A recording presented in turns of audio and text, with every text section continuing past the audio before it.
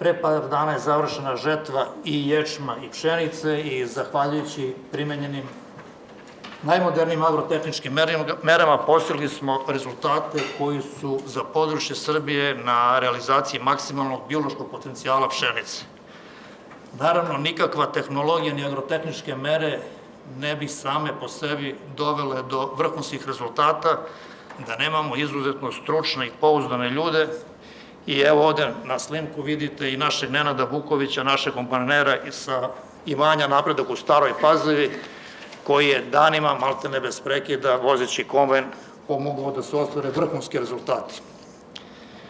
U žetvi ječma ove godine je ostvaren prosto neverovatan prinos. Preko 8 tona u proseku na nešto oko 700 hektara na kojima smo proizvodili ječam.